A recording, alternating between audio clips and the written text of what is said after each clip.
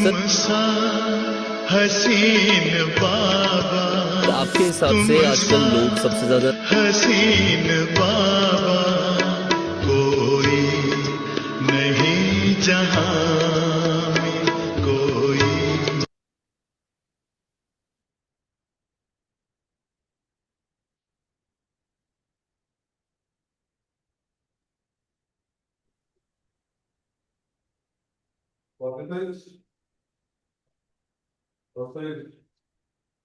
ओम शांति।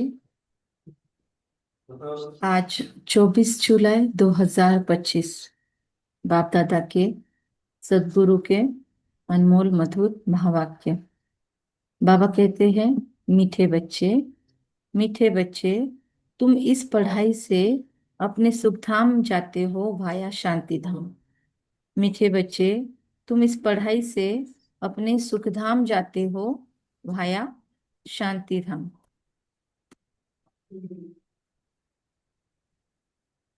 यही तुम्हारा M object है, यह कभी नहीं भूलनी चाहिए। इस पढ़ाई से तुम अपने सुखधाम जाते हो वाया शांति धाम। यही तुम्हारी एम ऑब्जेक्ट है, यह कभी नहीं भूलना चाहिए।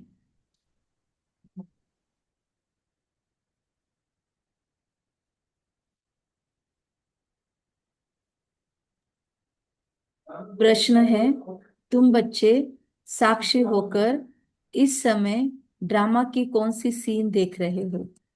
तुम बच्चे साक्षी होकर इस समय ड्रामा की कौन सी सीन देख रहे हो? बहुत सारी सीन है अभी देखने को। पहले खुद को ही देख ले साक्षी होकर, लोगों को क्या तो देखेंगे, कोई देखने लायक ही नहीं है अभी। बाबा कहते इस समय ड्रामा में टोटल दुख की सीन है, टोटल। अगर किसी को सुख है भी तो अल्पकाल काग्विष्ठा समान, मतलब छोटी छोटी बातों को लोग सेलिब्रेट करने की कोशिश कर रहे हैं, क्योंकि मैक्सिमम दुख ही है लाइफ में लोगों को, बाकी दुख ही दुख है। तुम बच्चे अभी रोशनी में आए हो, इसीलिए हम लोग ग्रेटिट्यूड एक्सप्रेस कर पा रहे हैं। लोगों को बहुत मुश्किल हो रहा है ग्रेटिट्यूड एक्सप्रेस करना। बाबा कहते तुम बच्चे अभी रोशनी में आए हो, जानते हो सेकंड बाय सेकंड बेहद सृष्टि का चक्र फिरता रहता है, एक दिन न मिले दूसरे से। सारी दुनिया की एक्ट बदलती रहती है। एक्ट मतलब सारी दुनिया का सीन घूमता ही रहता है, एक्ट बदलती रहती है, नई सीन चलती रहती है। एक रोल हुआ कि दूसरा शुरू हो जाता है रोल प्ले। गीत जो पिया के साथ है, उन पर सदा प्यार, ज्ञान, शक्तियां, सिद्धियां, दिव्यता, सेटिस्फैक्शन, लव की बरसात है। डबल ओम शांति। आज बाबा ने डबल ओम शांति बोल दिया। संदेश भाई सुनते हैं कभी कभी मुरली, तो वो हमको ट्रिपल ओम शांति बोलते हैं। तो आज बाबा ने डबल ओम शांति बोल दिया, तो हम 4 टाइम्स ओम शांति बोलते हैं कि डबल ओम शांति बाप को भी, दूसरे बाप को भी। एक बाप स्वधर्म में टिके हुए हैं, दूसरा बच्चों को भी कहते हैं अपने स्वधर्म में टिको और बाप को याद करो। और कोई ऐसे कह न सके कि स्वधर्म में टिको। तुम बच्चों को निश्चय है, क्या निश्चय है? हम बच्चों को हमारी बुद्धि में निश्चय है, निश्चय बुद्धि विजयंती। एक बाप के बाप स्वधर्म में टिके हुए हैं, इसलिए बाबा डबल ओम शांति बोलते हैं, दोनों भी। तो दूसरा बच्चों को भी कहते हैं अपने स्वधर्म में टिको। टिकेंगे 30 सेकंड स्व के धर्म में।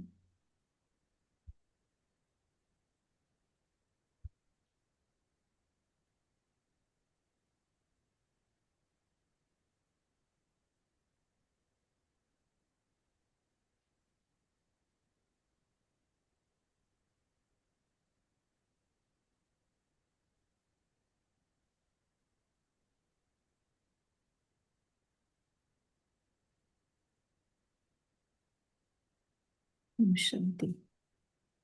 बाप को याद करो और कोई ऐसे कह न सके कि स्वधर्म में टिको। हम बच्चों की बुद्धि में निश्चय है, निश्चय बुद्धि विजयंती। वही विजय पाएंगे। काहे की विजय पाएंगे? बाप के वर्षे की। स्वर्ग में जाना यह है बाप के वर्षे की विजय पाना। बाकी है पद के लिए पुरुषार्थ। स्वर्ग में जाना तो जरूर है। हम बच्चे जानते हैं ये छी छी दुनिया है, बहुत अथाह दुख आने वाले हैं। ड्रामा के चक्र को भी हम जानते हैं। अनेक बार बाबा आया हुआ है, पावन बनाए सभी आत्माओं को, मच्छरों सदृश ले जाने बाबा आया हुआ है। फिर खुद भी निर्वाण धाम में जाकर निवास करेंगे। शिव बाबा भोलेनाथ हमको बिठा देगा स्वर्ग में और खुद जाके निवास करेंगे। इसीलिए अभी इतना परिपक्व, इतना सेंसिबल, इतना एलिजिबल बना रहे हैं हमको कि हम स्वर्ग का कारोबार ढंग से संभाल सके 2500 साल। और उसके बाद जब दुख पड़ेंगे तब भी हम खुद को और 2500 खींच ले। इतना परिपक्व अभी बना रहा है बाबा मुझ आत्मा को। तो कितनी बनी हूं मैं, क्योंकि अभी जितना भरा है मैंने वो मेरे अगले जन्मों में टिकने वाला है। अगर कम भर लिया अभी तो फिर बाद में बहुत वहां प्रॉब्लम हो सकती है। तो बाबा कहते हैं कि मच्छरों सदृश ले जाने, पावन बनाए भी सभी आत्माओं को। एक से ड्रामा के चक्र को बाबा कहते हैं, अथाह दुख तो हमको भी पता है कि बहुत अथाह दुख आने वाले हैं। ड्रामा के चक्र को हम जानते हैं, अनेक बार आया हुआ है, पावन बनाकर सभी आत्माओं को मच्छर सदृश ले जाने। बाबा कहते मच्छरों सदृश ले जाएंगे। तुम बच्चों को यह खुशी भी रहनी चाहिए, बाबा के साथ निर्वाण धाम जाकर निवास करेंगे बाबा और हम आगे निकलेंगे। तो खुशी रहनी चाहिए कि इस पढ़ाई से हम सुख धाम जाएंगे, भाया शांति धाम। ये तो हमारी एम ऑब्जेक्ट है, भूलना नहीं चाहिए। रोज रोज सुनते हैं, समझते हैं, हमको पतित से पावन बनाने के लिए बाप पढ़ाते हैं, पावन बनने का सहज उपाय बताते हैं, याद का। बस बाबा की याद ही मुझ आत्मा के अलग अलग विकृतियों को नष्ट करेगा। यह भी नई बात नहीं, लिखा हुआ है, भगवान ने राजयोग सिखाया, सिर्फ भूल कर यह कर दी है कि जो श्री कृष्ण का नाम डाल दिया है भगवान की बायोग्राफी पे। ऐसे भी नहीं, बच्चों को जो नॉलेज मिल रही है वो गीता के सिवाय और कोई शास्त्र में नहीं, शास्त्र में होगी कहीं पे भी नहीं है। और कहीं से भी हम अपनी ये थर्स्ट पूरी नहीं कर सकते ज्ञान की, कोई भी हमको दे नहीं सकता। हाँ, दूसरी जगह से हम दूसरी टेक्निक, दूसरे मेडिटेशन की सीख सकते हैं। कौन से, वो मेडिटेशन है ही नहीं, पर एंटरटेनमेंट या फिर अलग अलग काउंसलिंग के स्किल्स, ये सब हम टेक्निक में सीख सकते हैं। बाहर जाके भी हमको उसके नाम मिल जाएंगे, टर्मिनोलॉजी मिल जाएगी, पर हर कोई उसमें अपने हिसाब से मिक्सचर करता है, वो जिसको फॉलो करता है वैसे। बाबा जैसे देता है सिंपली, सिंप्लीफाई करके इतनी सारी टेक्निक, वो कोई नहीं दे सकता।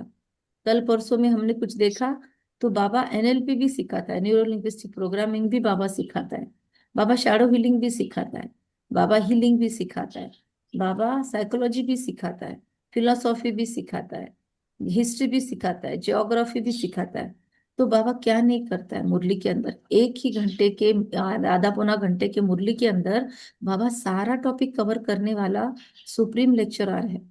बाबा जैसे तो प्रोफेसर कोई नहीं है, बच्चे जानते हैं। बाबा कहते हैं ऐसे भी नहीं है कि बच्चों को जो नॉलेज मिल रही है वो गीता के सिवाय और कोई शास्त्र में होगी। बच्चे जानते हैं कोई भी मनुष्य की महिमा है नहीं, बाप की है। जैसे बाप ना आए तो सृष्टि का चक्र ही न फिरे, दुखधाम से सुखधाम कैसे बने, बाबा नहीं आए तो इस सृष्टि चक्र का चक्र ही ना फिरे। एक्चुअली दुख में ही रहेगी सृष्टि या फिर सुख में ही रहेगी। बाबा आता है तब तो सारा काया पलट करता है। तो बाबा कहते चक्र ही न फिरे, दुखधाम से सुखधाम कैसे बने, सृष्टि का चक्र तो फिर फिरना ही है।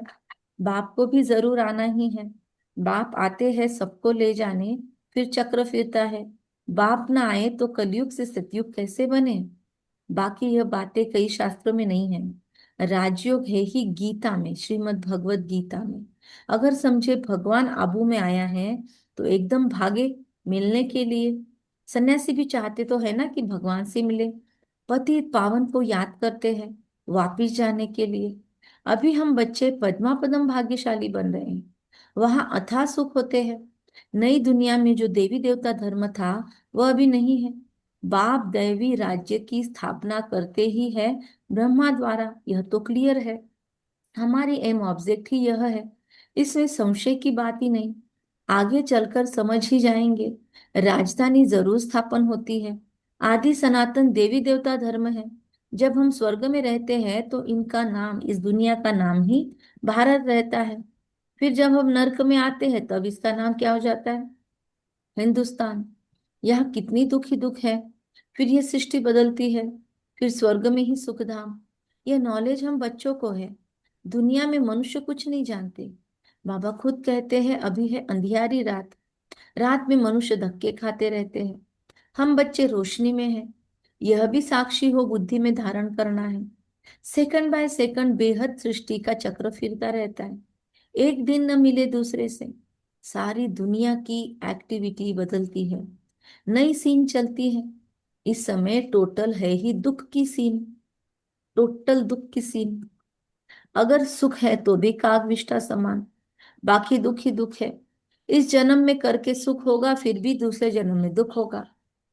जिसका ये पहला जन्म होगा उसके जन्म में भी सुख होगा, नेक्स्ट दुख होगा। अब हम बच्चों की बुद्धि में यह रहता है, हर एक दिन में ही अपने चेक कर लो, हम कितना खुशी की लेवल में हाई रहते हैं। तो अगर हम भगवान मिलने के बाद भी हाई खुशी में नहीं रह सकते, बीच में ही कुछ ना कुछ अलग इमोशंस में हम घूमने लगते हैं, तो फिर दुनिया का क्या हाल होगा सोचो। दुनिया सच में कौन से ख्यालात में रहती होगी। बच्चे ऐसी दिशाओं में जा रहे हैं। नाइन्थ क्लास के, सेवन्थ क्लास के बच्चे शराब पीने के अट्रैक्शन में जा रहे हैं, सिगरेट पीने के अट्रैक्शन में जा रहे हैं। इतने छोटे छोटे बच्चे एक दूसरे में घुस। दीदी एक सच्चाई बताऊं। हम्म। मेरा पोता है 6 साल का, अच्छा। और माँ डॉक्टर, पिताजी इंजीनियर, और मैं भी बहुत अच्छे संस्कारों में पली भरी हूँ। तो बच्चे को थोड़ी चलने में तकलीफ होती है, पिताजी को बोलता है मुझे गोदी में उठाओ। और पिताजी को भी 42 ईयर्स है, कुछ मसल्स पेन है, नहीं उठा सकता है। तो बोलता है बच्चा तुम मुझे उठा नहीं सकते हो ना, सामने बालकनी है, खिड़की है, उससे जंप लगाओ, मर जाओ। बाप रे। कुछ नहीं, हमारे घर में लड़ाई नहीं, झगड़ा नहीं, कुछ नहीं, खाली ये जो मोबाइल या भी जो भी है आजकल के बच्चों के प्रोग्राम। देखो ये क्या कैसे लैंग्वेज। बचे दीदी, इस बात से कैसे बचे? मैं तो जैसे अमृत वेला के बाद उनको देती हूँ वाइब्रेशंस, एक ही ब्लेसिंग। उपाय है। उपाय एक ही है, क्योंकि बातों से नहीं सुधरते बच्चे। मतलब हमको ध्यान में आता है ना, काउंसलिंग भी एक सेशन से कुछ नहीं होता। छह छह सेशन, तीन तीन सेशन, कम 3 सेशन में भी कुछ नहीं हो रहा है। पहले 3 सेशन हम बोलते थे, तीन तीन सेशन में भी लाइन में आए हुए भी वापिस जाते हैं। जब तक वो उनका अंतर स्ट्रांग नहीं होता, जब तक उनकी मॉरलिटी अप नहीं होती, जब तक उनके विचारों की क्वालिटी नहीं चेंज होती, उनके विचारों पे वार करना पड़ता है। उनको ऐसे विचार दिखाने पड़ेंगे, ऐसी स्टोरी सुनानी पड़ेगी। श्रावण बाण वगैरह की स्टोरी या कोई सुनाता ही नहीं ना अभी। श्रवण तो बाण। मैंने उसे कहा म्यूजिक के छोटे छोटे इंस्ट्रूमेंट लेकर दो, उससे प्ले करे, तो शायद उनके मन को शांति आए बच्चे को। हाँ, क्योंकि कोई ना कोई देखो, इसके अंदर तो बहुत सारी चीजें होती है ना। माँ बाप के पिछले कार्मिक अकाउंट्स उस बच्चे के। हाँ, कार्मिक अकाउंट से है पिछले, नहीं तो उसके इस लिए दुनिया आप में तो कुछ कर रहे नहीं हो, होना चाहिए आप तो गलत। कर रहे हो, लेकिन एक्चुअली ये माँ बाप को करना जरूरी है। माँ बाप को उसको बैठ के, मतलब अगर माँ बाप को सिर्फ उठा नहीं सकता है, उसके लिए वो मर जाओ बोल रहा है माँ बाप को, मतलब माँ बाप के लिए कोई रिस्पेक्ट नहीं है अंदर में। तो माता पिता को उसको बहुत एनर्जी देनी पड़ेगी, प्यार की, रिस्पेक्ट की, बैठ बैठ कर। जब बच्चे घर में ऐसे आते हैं, तो उस घर में जिसके पेट में आए हैं वो माता पिता की लर्निंग होती है। जिनके बच्चों में इश्यूज होते हैं ना, वो माँ बाप जब तक खुद में काम नहीं करते, वो जब तक स्पिरिचुअलिटी में अपना आहार नहीं जाते, तब तक वो घर में परिवर्तन नहीं आता। कितने भी काउंसलिंग ले ले, वो कुछ भी कर ले। आप अपने स्तर पर ये करो कि बेटे बहू को ये रियलाइजेशन आए, और ये आत्मा को भी, उन मतलब उनके आपस में जो भी कार्मिक बंधन है वो जल्दी सेटल हो, और स्नेह बरसे उस चीज में। इसलिए बाबा बोल रहे हैं। तो ये आज के बच्चों की अवस्था है। और सिर्फ आज के नहीं बोल सकते, आज के बच्चे मतलब कल के पीढ़ी से तो आए हुए हैं, और न्यू सोल्स भी हैं। देखो हर एक आत्मा की अपनी अपनी क्वालिटी होती है। हमको ध्यान में आता है कि ये पुरानी सोल है या नई सोल है। कुछ कुछ आत्माएं न्यू सोल्स है, तो उनका बिहेवियर ऐसे नहीं होगा। उनका बिहेवियर ढंग का हो सकता है क्योंकि उनका पहला ही जन्म है, लेकिन तभी पुरानी। मैंने कहा ना, सब कुछ होते हुए कितने दुख हैं इंसान। यस, बहुत है बाबा, इसलिए तो नहीं बोल रहा, बाबा ऐसे थोड़ी बोल रहा है मुरली में। तो दुख तो बहुत है, लेकिन उस दुख में से रास्ता बीके या ज्ञानी बच्चे या खुद पे काम करने वाले एटलीस्ट भक्त क्वालिटी के आत्माएं, वो जरूर इस पे हल निकाल सकते। हल नहीं है ऐसा नहीं है, उसमें से हल भी निकाल सकते हैं। और उस बच्चे को बचपन से पेरेंटिंग देने की जरूरत है। पिता को ऐसे बोला हुआ है, पिता की जरूरत है कि पिता का कनेक्शन उसके साथ बढ़े। पिता उसके साथ 1 घंटा, भले उसको उठा ना सके गोद में, पर पिता उसको क्वालिटी टाइम दे। पिता उसके सिर पे रोज हाथ घुमाए जब वो सोता है तो। पिता वो जब वो बैठता है तो उसके साथ में बैठे, उसको क्वालिटी टाइम दे, ताकि उसको लगे कि भले उठा नहीं सकता है, लेकिन मेरे साथ में मेरा पिता होता है। और साथ साथ में उसको श्रावण बाल, कैसे उसने अपने माता पिता की मरते दम तक सेवा की। और श्री राम जी, ऐसी जो स्टोरी जो बनी हुई है ना हमारी दुनिया के अंदर, वो ऐसी ही बनी है। उसको मैथोलॉजी कहो या और भी कोई कहो, तो ऐसी स्टोरीज ढूंढ ढूंढ के जिसमें से बच्चे पिता माता का सम्मान बहुत हाई लेवल पे रखते हैं, ऐसी स्टोरीज आपको हेमा फाउंडेशन का भी एक मैं दे देती हूँ। तो उसके अंदर भी 50 अलग अलग मूल्यों के ऊपर अलग अलग वीडियोज हैं। बच्चों को आजकल बहुत पसंद है ना, तो उनको ना मत कहो, उसको ये एप्लीकेशन खोल के उसका रजिस्ट्रेशन कर दो। मैं आपका उसका रजिस्ट्रेशन करवा देती हूँ। तो उसका चेतना के अंदर में रजिस्ट्रेशन कर दो, और उसको वो वैल्यूज देखते जा, ऐसे उसको बोलो। और उसके ऊपर आए हुए क्वेश्चन आंसर उसको छुड़ाना है। तो ये बच्चों को मूल्यों के सिवाय हम किसी भी ढंग से नहीं ले जा सकते। हमने ऐसा बोला है इसलिए ऐसा करो, नॉट पॉसिबल। अच्छा, इस जन्म में करके सुख होगा, फिर दूसरे जन्म में दुख। अब तुम बच्चों की बुद्धि में यह रहता है, अभी हम जाते हैं अपने घर, इसमें मेहनत करनी है पावन बनने की। श्री श्री ने श्रीमत दी है श्री लक्ष्मी नारायण बनने की। बैरिस्टर मत देंगे, बैरिस्टर भव, ऐसे बोलेंगे नहीं, पर बैरिस्टर लोग अपने स्टूडेंट्स को वकील बनाने की कोशिश करेंगे, बैरिस्टर बनाने की कोशिश करेंगे। अब बाप भी कहते हैं श्रीमत से यह बनो।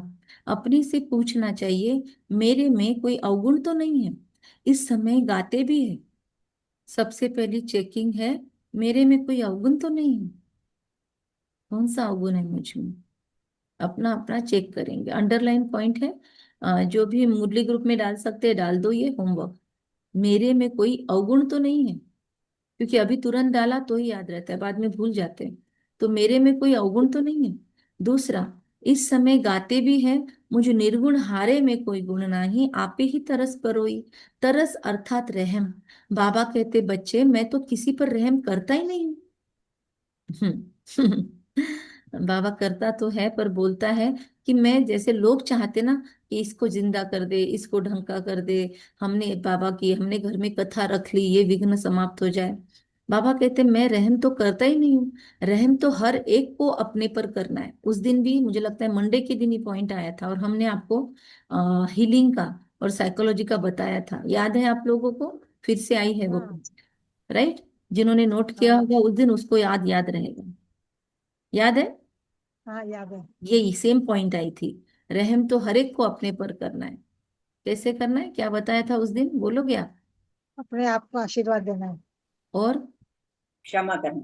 यस, अपने आप को रोज आईने में देख के, अपना हायर सेल्फ अपना सामने देख के रोज खुद को क्षमा करना है। एक बार तो भी, एक बार की तो भी रिपीटेशन कर लो कि आई फॉरगिव माई सेल्फ, मैं अपने आप को माफ करती हूँ। फिर अपना लौकिक नाम लेके, गायत्री आई लव यू, मैं तुम्हें एक्सेप्ट करती हूँ तुम जो हो जैसी हो।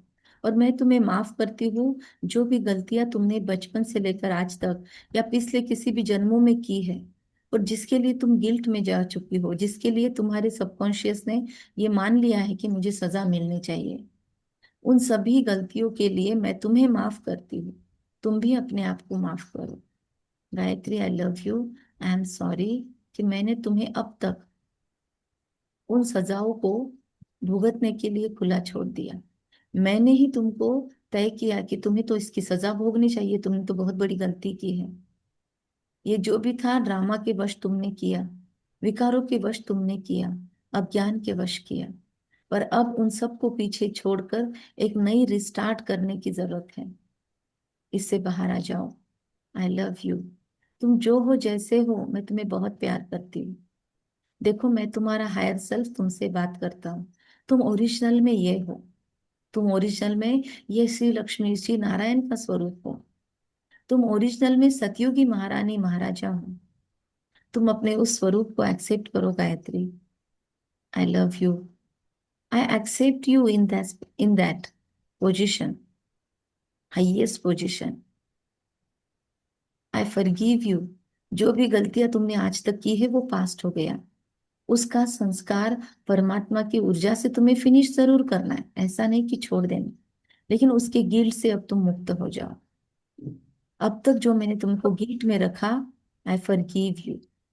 इस तरीके से आप रोज खुद के साथ प्रैक्टिस कर सकते हो, अपने मन से इसमें ऐड कर सकते हो। तो रहम तो हर एक को अपने पर करना है। ओके। तो आज आपको ढंग से उसके डायलॉग्स भी बता दिए, तो ये रोज करना, अपने ये चार्ट में लिख देना। ये भी ये थोड़ा डायलॉग, हाँ। ये थोड़ा सा चिंतन में डाल देना, थोड़ा याद हाँ, रखें। नहीं चिंतन में नहीं डाल सकते अभी, क्योंकि ये ऑटोमेटिक फ्लो आता है। आप वापिस यूट्यूब पे वीडियो देख लेना दोपहर के बाद, और लिख ठीक। लेना अपने पास, ठीक है। यह ड्रामा बना हुआ है, या फिर उसकी क्लिप बना के, लेकिन दोपहर के बाद होगा वो। ठीक बेरहमी है। रावण तुमको दुख में ले जाते हैं, बेरहम रावण तुमको दुख में ले जाते हैं। यह भी ड्रामा में नूंद है, इसमें रावण का कोई भी दोष नहीं है। बाप आकर सिर्फ राय देते हैं, यही उनका रहम है। बाकी यह रावण राज्य तो फिर चलेगा। ड्रामा अनादि है, न रावण का दोष है न मनुष्यों का दोष है। चक्र को फिराना ही है। रावण से छुड़ाने के लिए बाप युक्तियां बताते रहते हैं। रावण मत पर तुम कितना पापात्मा बनते हो। अभी पुरानी दुनिया है, फिर जरूर नई दुनिया आएगी। चक्र तो फिरेगा ना, सतियों को फिर जरूर आना ही है। अभी है संगम युग, महाभारत लड़ाई भी इस समय की है। विनाश काले विपरीत बुद्धि विनश्यन्ति, यह होने का है। और समय, और हम विजयंती स्वर्ग के मालिक होंगे, बाकी सब होंगे ही नहीं। यह भी समझते हो, क्या समझते हो, कि पवित्र होने बिगर देवता बनना मुश्किल है। अब बाप से श्रीमत मिलती है, तो हमने बहुत जगह अपवित्रता के कारण भी खुद को ब्लेम गेम में हम लेके गए हैं। हमने हर दोष के लिए अपने अंदर खुद के लिए एक सजा तय की है, और इसीलिए हम परेशान होते हैं, और इसीलिए सजा मिलती है।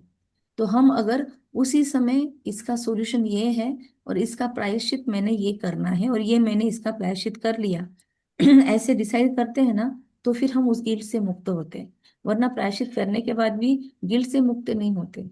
जैसे ही मालूम पड़ा काम वासना विकार है, और हमने बहुत पाप किए हैं, तो भी बहुत ब्राह्मण गिल्ट में गए हैं। तो ये रियलाइजेशन होना जरूरी है, लेकिन गिल्ट में नहीं जाना। गिल्ट सबसे डेंजरस इमोशन है। जब तक हम गिल्ट में जाते, गिल्ट मतलब पश्चाताप की अग्नि में जलना, वो अग्नि में जलना। पश्चाताप करना अलग होता है, और उसमें सल्किंग करना, साइकोलॉजी में सल्किंग भी बोलते हैं इसको, कि रोते बैठना उसी चीज में। इम्प्रूवमेंट तो कुछ नहीं करना, काम कुछ नहीं करना, और रोते बैठना, हाय रे मैंने ये किया, चार्ट ही चार्ट लिखते बैठना। लेकिन चार्ट में जो आया है उसमें इम्प्रूवमेंट्स की पॉइंट्स भी हमको समझ जाती है, तो उस इम्प्रूवमेंट पे एक कदम भी आगे न बढ़ाना, तो फिर ये हालत होगी। इसीलिए सिर्फ ऐसा करके भी फायदा नहीं होगा, सिर्फ इसका करने के साथ साथ एक्शन प्लान भी बनाना पड़ेगा। तो हम विजयंती स्वर्ग के मालिक होंगे। बाबा कहते हैं बाप से श्रीमत मिलती है श्रेष्ठ देवी देवता बनने की, ऐसी मत कभी मिल न सके। श्रीमत देने का उनका पाठ है भी संगम पर, और कोई में यह ज्ञान ही नहीं है। भक्ति माना भक्ति, उनको ज्ञान नहीं कहेंगे। रूहानी ज्ञान ज्ञान सागर रूहे ही देते हैं, उनकी ही महिमा है ज्ञान का सागर, सुख का सागर। बाप पुरुषार्थ की युक्तियां भी बताते हैं। यह ख्याल रखना चाहिए कि अभी हम फेल हुए तो कल्प कल्पांतर फेल होंगे। और एक चीज है, अगर, एक सेकंड,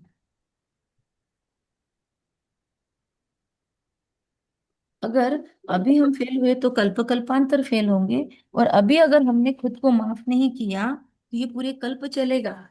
और संगम युग में खुद को माफ अगर नहीं किया हमने, तो फिर उसका वो क्या कहेंगे, भुगतान, उसका मुआवजा पूरे कल्प में भुगतना पड़ेगा, क्योंकि गिल्ट के साथ में कोई पुरुषार्थ नहीं हो सकता। हम अगर गिल्ट के साथ पुरुषार्थ करेंगे तो आधा अधूरा होगा, आपके पुरुषार्थ में वही गिल्ट की एनर्जी जाएगी। इसका मतलब ये नहीं कि हम गलतियां करें, सॉरी बोले, आगे बढ़े, ये बिल्कुल भी इसका मीनिंग ना समझे यूट्यूब पे देखने वाले, मुरली सुनने वाले। इसका मीनिंग ये नहीं है कि हम गलतियां करें और भूल जाए, खुद को माफ करते जाए। ऐसा नहीं है। उस गलती में से इम्प्रूवमेंट क्या है, कौन से रीजन के कारण वो गलती होती जा रही है, उस पे भी हमको चेक करना है, और उसको इम्प्रूव करते जाना है। तो बाबा कहते हैं श्रीमत देने का बाबा की श्रेष्ठ मत मिलती है। श्रीमत देने का उनका पाठ है अभी संगम पर, और कोई में यह ज्ञान है ही नहीं। भक्ति माना भक्ति, उनको ज्ञान नहीं कहेंगे। रूहानी ज्ञान, ज्ञान सागर रूह ही देते हैं, उनकी ही महिमा है। क्या महिमा है? ज्ञान का सागर, सुख का सागर। बाप पुरुषार्थ की युक्तियां भी बताते हैं, बाबा पुरुषार्थ की युक्तियां भी बताते हैं। ये ख्याल रखना चाहिए कि अभी फेल हुए तो कल्प कल्पांतर फेल होंगे। बाबा कहते बहुत चोट लग जाएगी, श्रीमत पर न चलने से चोट लग जाती है। फिर वो चोट को खत्म करना और वो वापिस न हो, उसके लिए पुरुषार्थ करना, ये बहुत बड़ा टास्क हो जाता है।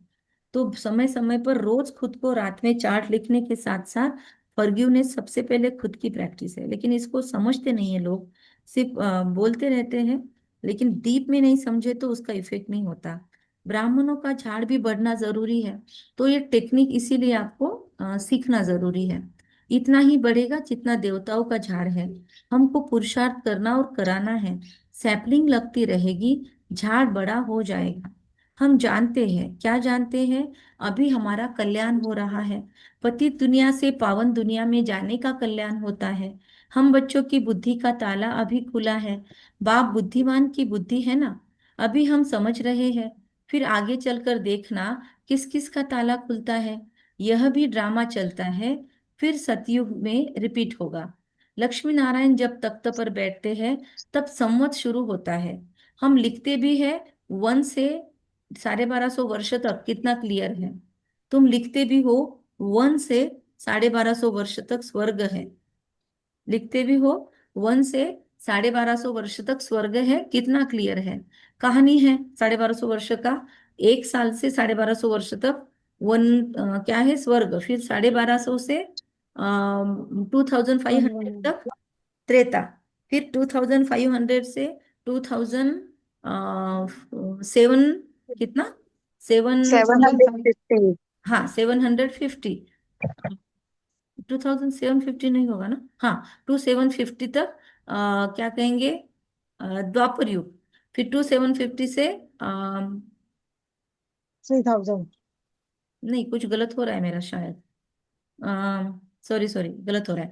375 तक है। हाँ कल हाँ, उसके बाद दो कल हजार साल शुरू तक, फिर 2000 साल तक चलेगा, 2500 साल तक चलेगा द्वापर युग। फिर 2500 से 3750 तक ये चलेगा। सॉरी, पहले त्रेता युग चला 1250 तक सतयुग। फिर 1250 से 2500 तक फाइव त्रेता फाइव युग। हंड्रेड फिर 2750 तक द्वापर युग, और फिर 3750 तक द्वापर युग। और उसके बाद 5000 तक, 3750 से 5000 तक कलयुग। और उसके बीच में भी थोड़ा सा समय मिलेगा, वो संगम युग का। तो कहानी है सत्यनारायण की, कथा अमरनाथ की है ना। तुम बच्चे अभी सच्ची सच्ची अमरनाथ की कथा सुनते हो, उसका फिर गायन चलता है। त्योहार आदि सब इस समय के हैं। नंबर 1 पर्व है शिव बाबा की जयंती, महाशिवरात्रि। कलयुग के बाद जरूर बाप को आना पड़े। क्यों आना है बाबा को? दुनिया को चेंज करने। चित्रों को कोई अच्छी रीति देखे, कितना पूरा हिसाब बना हुआ है। तुमको यह खातिरी है, जितना कल्प पहले पुरुषार्थ किया है उतना करेंगे जरूर। साक्षी हो, औरों को भी देखेंगे, अपने पुरुषार्थ को भी जानते हैं। हम जानते हैं स्टूडेंट अपनी पढ़ाई को नहीं जानेंगे, जानते होंगे। बाबा कहते हैं तुम भी जानते हो। हर स्टूडेंट को मालूम होता है ना कि मेरी पढ़ाई क्या है। अगर बच्चे पढ़ाई छोड़ के दूसरा कुछ कर रहे हैं, इसका मतलब उनको उस पढ़ाई का कॉन्फिडेंस नहीं है। उनको उस पढ़ाई पे या तो डर लगता है उस पढ़ाई का, इसीलिए बच्चे दूर भागते हैं। या उन बच्चों को उस पढ़ाई से प्यार नहीं है, या तो उससे नफरत है, या तो उसमें इंटरेस्ट नहीं है। तो बाबा कहते दिल खाएगी जरूर स्टूडेंट की। पढ़ाई हर एक को मालूम है, टारगेट हर एक को मालूम है, पहुंचना कहाँ है ये सबको मालूम है, लेकिन दिल खाएगी जरूर। हम इस सब्जेक्ट में बहुत कच्चे हैं, फिर नापास होते जाते हैं। तो इसके लिए न्यूरो लिंग्विस्टिक प्रोग्रामिंग के थ्रू हम खुद को सेटिंग कर सकते हैं कि अपने अलग अलग संस्कारों को मिटाने के लिए हम खुद को प्रोग्राम कर सकते हैं। लेकिन फिर ये चीजों सीखने के लिए आपको समय देना पड़ता है, ये करना तो पड़ेगा, वरना बाबा की मुरलियों में जो युक्ति आई है फिर वो करो। बाबा सिंपल सिंपल करके सिखाता है, लोग फिर बहुत टेक्निक डाल के सिखाते हैं, वो भी फायदा ही करती है।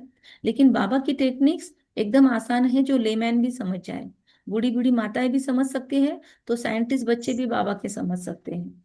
तो बाबा कहते हैं कि बहुत कच्चे हैं बच्चे, कि हम इस सब्जेक्ट में बहुत कच्चे हैं, तो इससे लोग दिल खाएंगी, फिर नापास हो जाते हैं। तो अभी हमको आज चेकिंग करना है कि मेरे 4 सब्जेक्ट में से मैं किस में कच्चा हूँ। ओके, तो ये पॉइंट लिख के रखेंगे अभी कहीं तो, कि मैं कौन से सब्जेक्ट में कच्चा हूँ। फिर लास्ट में समय मिलेगा तो हम इस पे चिंतन करेंगे। तो बाबा कहते हैं कि फिर नापास हो जाते हैं। इम्तिहान के टाइम जो कच्चे होंगे उनकी दिल धड़कती रहेगी, तुम बच्चे भी साक्षात्कार करेंगे, हमारी भी दिल धड़केगी अगर हमने समय रहते अपने विकारों को विकर्मों को नष्ट नहीं किया, विकारों को खत्म नहीं किया, ट्रांसफॉर्मेशन नहीं किया, हमने अपना बैकलॉग नहीं भरा, हमने अपने स्वभाव संस्कार पे काम नहीं किया, तो हमारी दिल धड़कती रहेगी कि अगर विनाश हो जाए तो मेरी हालत क्या होगी। हम अपने आप को खुद ही बोल सकते हैं, बाबा को पूछने की जरूरत ही नहीं है। हम अभी कितने पानी में हैं हमको पता है, परंतु कितने अमृत वेला किए हैं हमको पता है, कितने नुमा शाम मिस किए हमको पता है, कितनी लोगों की ग्लानि की है ये भी हमको पता है। तो नापास तो हो ही गए, कर क्या सकते हैं, स्कूल में नापास होते हैं, तो इसलिए अभी खुशी मनानी चाहिए या शुक्र मनाना चाहिए, अभी भी हम जिंदा हैं, आज का पूरा दिन फिर से मिल गया है। तो बाबा कहते हैं स्कूल, और कुछ लोग इससे भागने के लिए खुद को बिजी करते हैं, खुद पे पुरुषार्थ नहीं हो रहा है ना, इसके लिए वो सेवा में भागते हैं। या बहुत बार खुद के ऊपर पुरुषार्थ नहीं हो रहा है तो अपने ऊपर प्रोजेक्ट पे प्रोजेक्ट, प्रोजेक्ट पे प्रोजेक्ट, काम पे काम में खुद को बिजी करते हैं, लेकिन ये नहीं समझते कि बैठकर मुझे खुद पे काम करना है। तो बाबा कहते हैं स्कूल में नापास होते हैं तो संबंधी भी नाराज, टीचर भी नाराज, सबसे पहले तो खुद नाराज। तो कहेंगे हमारे स्कूल से कम पास हुए, तो समझा जाता है टीचर इतना अच्छा नहीं है इसलिए कम पास हुए। टीचर का दोष नहीं है, टीचर सबको मैक्सिमम अच्छा सिखाने की कोशिश ही करता है। बाबा भी जानते हैं सेंटर पर कौन कौन अच्छी टीचर है, कैसे पढ़ाती है। लेकिन अभी तो हमको एक टीचर पे डिपेंडेंसी नहीं है, यूट्यूब पे हमको शिलू दीदी भी मिल जाते हैं, आशा दीदी भी मिल जाते हैं, जयंती दीदी भी मिल जाते हैं, दादी जान की, दादी गुलजार की आवाज में, दादी प्रकाश पिनी की आवाज में भी मुरलिया रिकॉर्डेड है। हमको भी टीचर की बंदिशें भी नहीं है, हम जिसको चाहे अपना टीचर बनाए। बाबा रोज हमको मुरली सुनाता है, हमको तो भगवान से ही मुरली सुननी है। तो टीचर का हम पर इफेक्ट जाता कब है, जब हम दैहिक बंधनों में फंसते हैं तब। तो बाबा बोलते हैं कौन कौन अच्छी पढ़ा कर ले आती है सब मालूम पड़ जाता है। बादलों को ले जा, बादलों को लाना है, मतलब हम खाली है तो टीचर्स हमको ले जाती है मधुबन, हम भर के आते हैं और यहाँ पे आके बरसना है। छोटे बच्चों को ले आएंगे तो उनमें मोह रहेगा। बहुत लोग क्या करते हैं, मधुबन में हम बच्चों को लेके जाए क्या पूछते हैं, या प्रोग्राम्स में भी बच्चों को ले आते हैं। क्या होता है, वो बच्चे दौड़ते रहते हैं इधर उधर, फिर वो माँ बाप में से किसी एक को उसके पीछे एंगेज रहना पड़ता है, तो उसकी वजह से कंसंट्रेशन नहीं होता। योग में खुद के उन्नति के प्रोग्राम्स में कभी भी ऐसे बच्चों को जो उधम मचाते हैं लेके जाने की जरूरत नहीं है, वरना बच्चों को संस्कार दे दो शांत बैठने के। तो अकेला निकल कर आना चाहिए तो बुद्धि अच्छी रीति लगी रहे। बच्चों को तो वहां भी देखते रहते हैं, मतलब बच्चे छोड़कर आ गए तो भी उनमें मोह पड़ा रहेगा। तो अच्छा उपाय ये है, या तो उनको अकेले छोड़ के आओ उनकी व्यवस्था करके, और अगर व्यवस्था नहीं है, एकल परिवार है, आपने किसी के साथ अच्छे संबंध नहीं बना के रखे हैं सास ससुर के साथ, तो मायके छोड़ के आओ। मायके से भी संबंध अच्छे नहीं बना के रखे, कोई संभालने को तैयार नहीं है बच्चा, या फिर संबंध से ज्यादा कोई है नहीं संभालने के काबिल, या उनके उनकी तबीयत खराब है, या वो बूढ़े हैं, वो नहीं संभाल सकते, तो फिर लेके जाना पड़ेगा। तो फिर उनको गर्भ संस्कार से अच्छे संस्कार देना शुरू करो। बाबा कहते हैं पुरानी दुनिया तो कब्रिस्तान होनी है, नया मकान बनाते हैं, बुद्धि में रहता है ना हमारा नया मकान बन रहा है, धंधा आदि तो करते रहते हैं, परंतु बुद्धि नए मकान की तरफ रहती है, चुप कर तो नहीं बैठ जाते हैं। वह है हद की बात, यह है बेहद की बात। बाबा कहते हैं इसलिए हमको भी चुप कर नहीं बैठना है, अपने नए घर को याद करना है, पुराने घर को प्यूरिफाई करना है, क्योंकि इसी पुराने घर को हमको नया बनाना है। कोई नया स्वर्ग अचानक से ऊपर से बाबा बना के यहाँ पे प्लांट तो नहीं करने वाला है। तो हर कार्य करते हुए स्मृति रहे कि अभी हम घर जाकर फिर अपनी राजधानी में जाएंगे, अपार खुशी रहेगी। बाबा कहते बच्चे, अपने बच्चों आदि की संभाल भी करनी है, परंतु बुद्धि वहां लगी रहे। याद न करने से फिर पवित्र भी नहीं बन सकते। याद से पवित्र ज्ञान से कमाई, याद से पवित्र ज्ञान से कमाई, याद से पवित्र ज्ञान से कमाई। ओके, याद से ही मैं आत्मा पवित्र बनूंगी, ज्ञान से मेरी कमाई होगी। यहाँ तो सब है पतित, दो किनारे हैं। यहाँ पे अगर हम मुरलियों का बहुत स्टडी करते हैं, ज्ञान में बहुत प्रवीण बनते हैं ना, तो स्थूल धन भी उनके जीवन में भरपूर आता है, ये भी बात है। देखो, दादियों ने खुद की कमाइयां नहीं की, जॉब नहीं किया, लेकिन दादियाँ कितनी अबंडेंस में रही, दादियाँ कितनी अबंडेंस में रही। लास्ट में तो बाबा ने उनको, मतलब लोग गाड़ियां लेके दादियों को बिठाने में लगे रहते थे कि दादी हमने ये नई गाड़ी ली, दादी हमने मर्सिडीज ली, तो दादी उसमें बैठे, दादी उसमें बैठे। लेकिन दादी जानकी की ब्राह्मणी कहती थी कि उनको ऑफर आया है कि दादी की गाड़ी बहुत पुरानी हो गई। दादी बहुत सालों से एक ही गाड़ी यूज करती थी मधुबन में आने के बाद। तो किसी ने बोला कि दादी गाड़ी चेंज करते हैं। दादी ने बोला क्यों खर्चा करना है, यज्ञ का पैसा दूसरे अच्छे कार्यों में लगाओ, गाड़ी चल रही है ना। कोई भी गाड़ी में बैठे दादी, दादी तो वही पहुंचेगी जहाँ पहुंचना है। ये गाड़ी में बैठे या महंगी गाड़ी में बैठे, तो दादी तो इसी गाड़ी में बैठेगी। तो एक भाई ने ऑफर किया, फिर भी दादी ने वो गाड़ी नहीं ली। दादी पुरानी गाड़ी में ही ट्रैवल करती रही। दादी को वाइट में सब लेके भी आए, लेकिन दादी ने कहा नहीं, ये पैसा क्यों खर्च करना है यज्ञ का, क्योंकि यज्ञ वाले ही बोल रहे थे। तो यज्ञ से नई गाड़ी लेने का सोच रहे थे। तो बोले क्यों, यज्ञ क्या, मेरे ऊपर पैसा खर्च नहीं होगा, ये दादी जानकी का तो रूल था।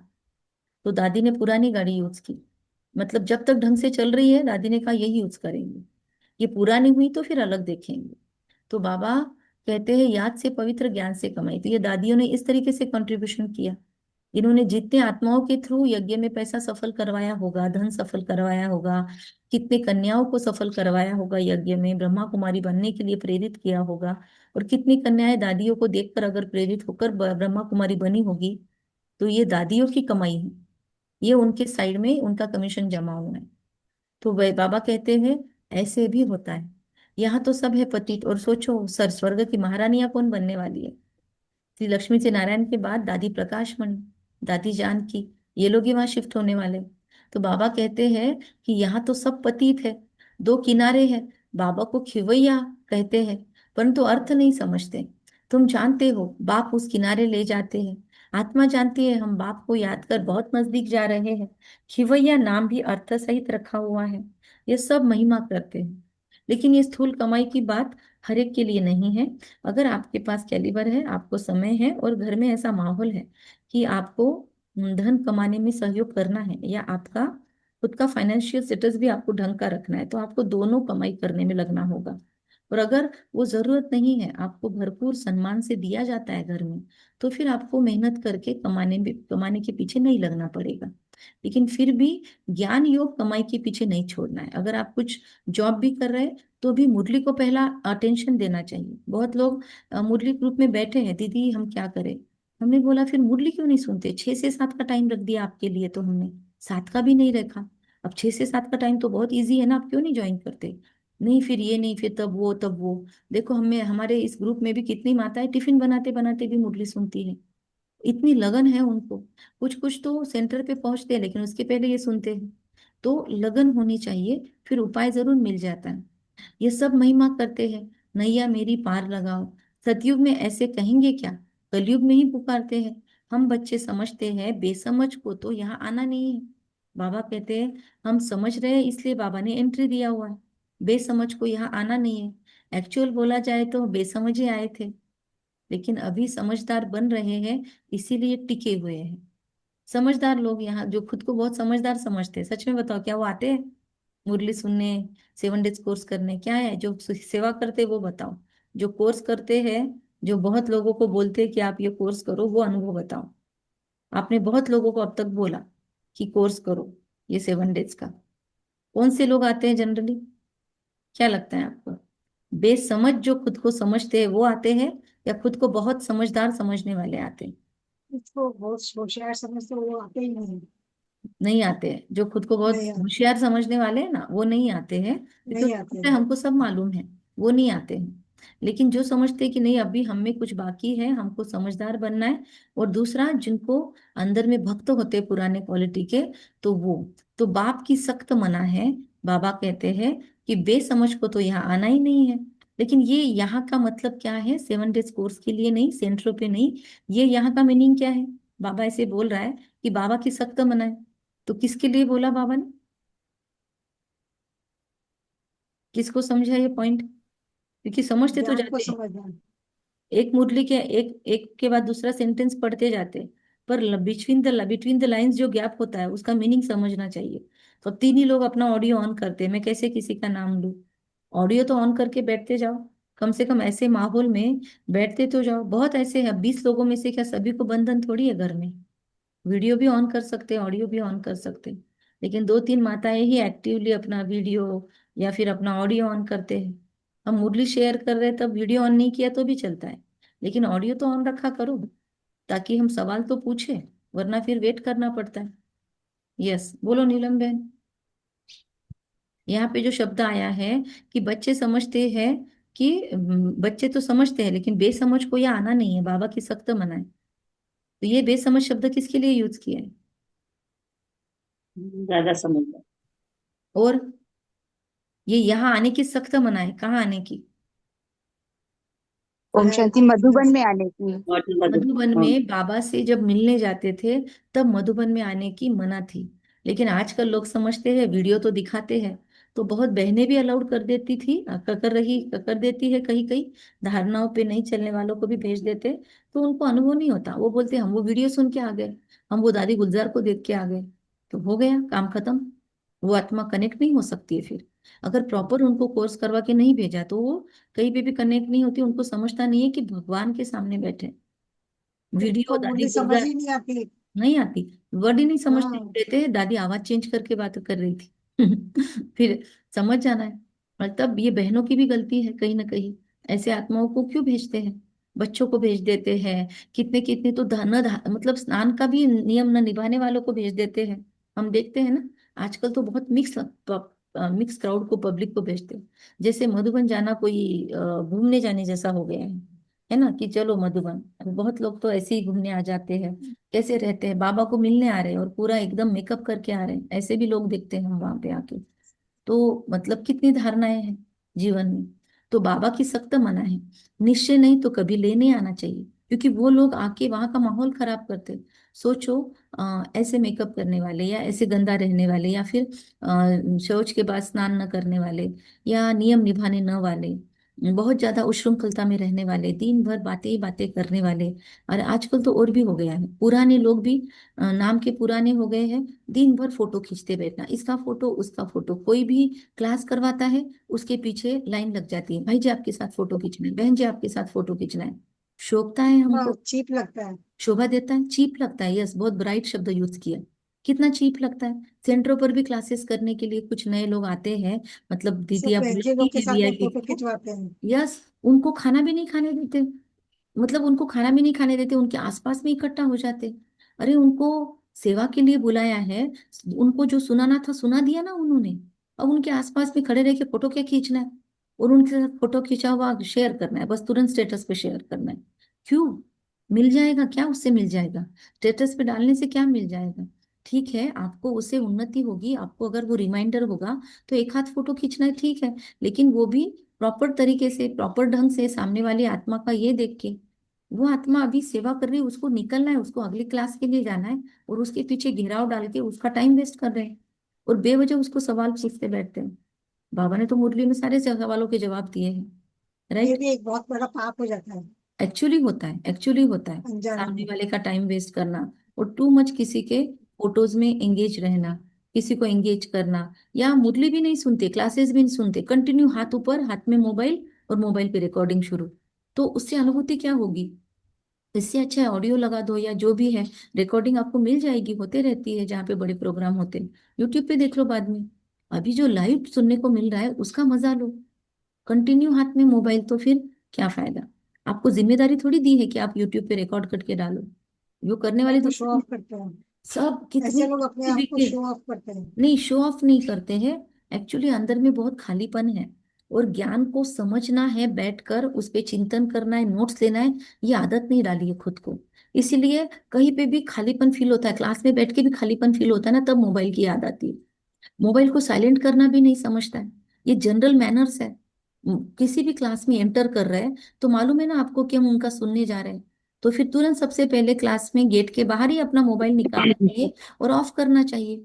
फिर बाद में मोबाइल बजने के बाद पर्स में चेन ढूंढते बैठते हैं, चेन खोलते बैठते हैं, जिप जिप आवाज होती रहती है और मोबाइल बंद करते हैं, या किसी को करते नहीं आता है। हाँ सुवर्णा बहन बोलो। ये मोबाइल इस तरह से यूज, जो हमें पहली श्रीमत मिली है देही अभिमानी बनना है, तो वो हमें फिर से देह अभिमान में लेके आता है, फोटो एक्चुअली लेना। एक्चुअली फोटो खींचने से देहाभिमान में आते ही हैं हम। हाँ सही है। एक आध बार उनके साथ ग्रुप फोटो में आ गए, फिर उस फोटो को याद करके याद किया कि मैं कितना भाग्यवान हूँ। पर कितने फोटो खींचे होंगे। आज हम मेरे दादी जान के साथ बहुत फोटो, पर मैं ढूंढती हूँ तो मिल ही नहीं रहे कहीं पे। मतलब वो कहाँ चले जाते हैं, हमारे मोबाइल में, हमारे स्टोरेज में। उससे अच्छा है उन क्षणों को अंदर में इतना भर लो कि वो जब भी आप मेडिटेशन को बैठो, कि वो स्मृतियां आपको फिर से मधुबन की याद दिला वो दे। सबकॉन्शियस माइंड में चला जाना चाहिए। हाँ तो फिर वो फायदा है। तो हमको इस पे ध्यान देना है, इस ग्रुप में कोई भी अगर ऐसा करता है तो ध्यान देना है, इस बात में सुधारना होनी ही चाहिए। क्या हर जगह फोटो फोटो, मोबाइल मोबाइल। और क्यों इस ग्रुप के किसी का भी मोबाइल साइलेंट में ही होना चाहिए, क्योंकि हम लोग इतना बैठकर सुन रहे हैं, तो हमारा मोबाइल क्लासेस में साइलेंट करके ही बैठना है। और एक चीज होती है, अलार्म भी लगाए हुए होते हैं। किसी का क्लास में बीच में ट्रैफिक कंट्रोल बजता है, और हर एक के मोबाइल का टाइम अलग अलग होता है। 7:30 के पहले 7:20 को बजेगा, किसी का 7:25 को बजेगा, इतने ट्रैफिक कंट्रोल करने पड़ेंगे आपको। वो सामने वाला का फ्लो खत्म हो जाता है, राइट। तो इसीलिए हम हमको किसी ने जिम्मेदारी नहीं दी है ना ट्रैफिक कंट्रोल करने की। अगर हम भट्टियों में जा रहे हैं तो सबसे पहले मोबाइल की सेटिंग चेंज करके जाओ। अगर आप स्मार्टफोन यूज करते हो और साथ में भी ले जाना है आपको, तो उस मोबाइल को पहले साइलेंट कैसे करना है, उसके अलार्म कैसे बंद करने हैं, कौन से अलार्म्स डाले हैं, वो सब बंद करके निकलना पड़ेगा।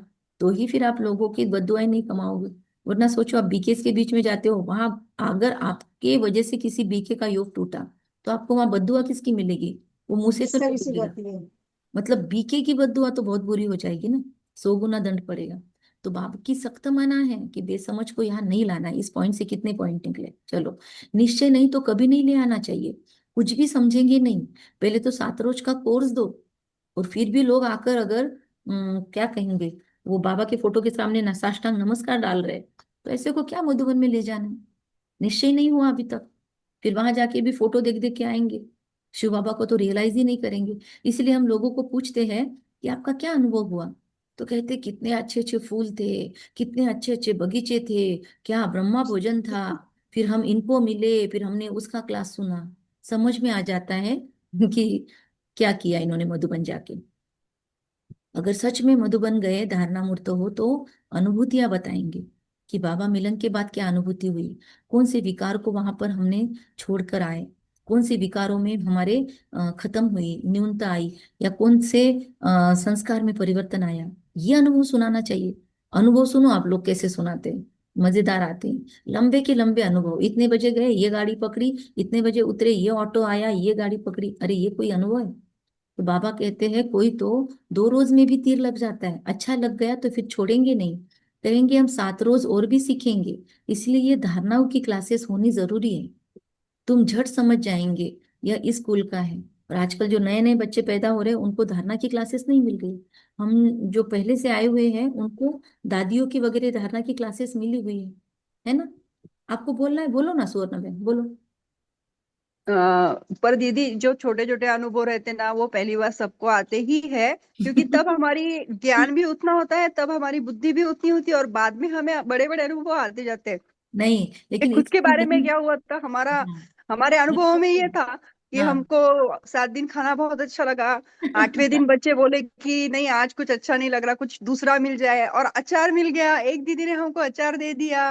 वो हम्म, नीचे गई सांझ, उसको ब्रेड नहीं मिला था। दूसरे भाई ने, एक ने, उनको पता चला तो मैंने, पता नहीं चला, पर उन्होंने उसको ब्रेड दे दिया। मैंने ब्रेड हम्म, खाने की इच्छा थी तो ब्रेड मिल गया। पर ये हम्म। सब तो सच में होता ही है ना, कि हमारे मन नहीं में कुछ होता है और वो पूरा भी तो हो जाता है। नहीं नहीं, ये सुनिए, ये बात अलग है। दीदी ने, लेकिन आप मुझे बताओ, हाँ बोलो, कौन क्या बोल रहे किरण भाई, बोलो। सुवर्णा दीदी आपके लिए नहीं बोला था दीदी ने, आपको तो अनुभूति भी नहीं हुई। नहीं नहीं नहीं नहीं, आप गलत ले नहीं नहीं ले नहीं रहे हैं। नहीं नहीं मैंने नहीं नहीं, मेरे रुको लिए रुको नहीं रुको बोल रही हूँ। रुको मैं रुको, बोल मैं रही हूँ बताती कि हूँ बताती हूँ, एक मिनट एक मिनट, क्योंकि सुवर्णा बहन के साथ हम ही गए थे। तो सुवर्णा बहन ये बताओ, आप जब गए तो आपकी हमने धारणा की क्लास ही से नहीं ली होगी ना, आपको जो लेके गए। नहीं, आपसे पहले गए थे दीदी हम। अच्छा तो आपसे तब पहले भी गए थे। सुनो तो सुनो, मेरा बात कहने सच का बता। अर्थ ये था कि हाँ, पहले जाने वालों को सच में ऐसे छोटे छोटे अनुभव होते ही है। और नहीं, जैसे जैसे मुरली क्लियर होती, धारणा पक्की होती या ज्ञान बढ़ता ना, तब बड़े अनुभव की ओर हम चलते हैं।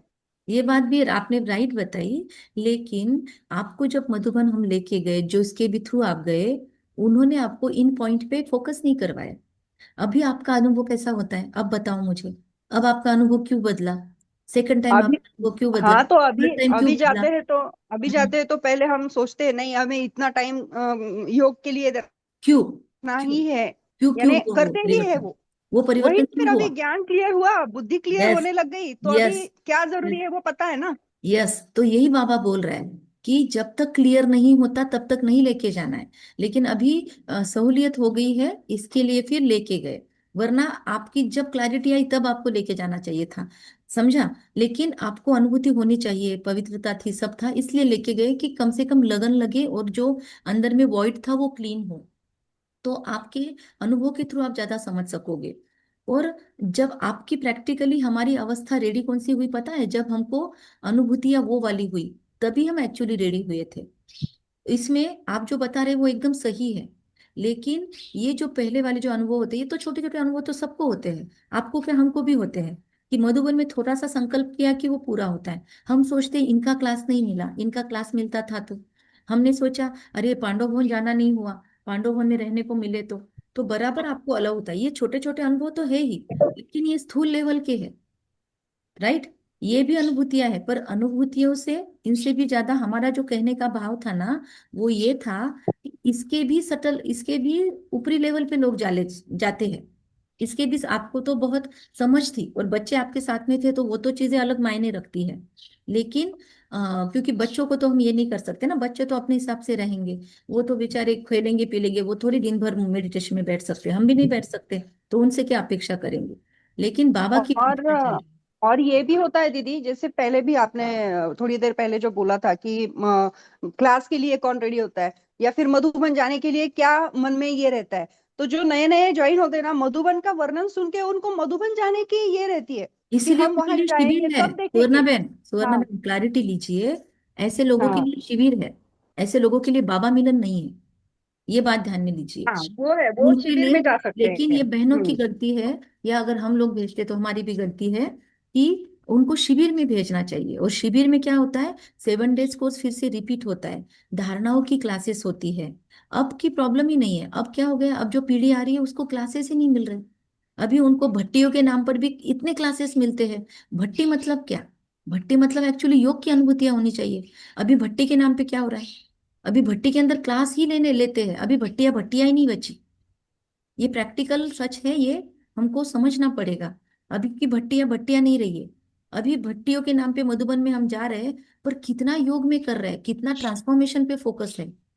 अभी भी भट्टियों के अंदर धारणाओं की क्लासेस बहुत सिलेक्टेड है, बहुत सिलेक्टेड आत्माएं हैं जो धारणाओं की क्लासेस करवा रही है।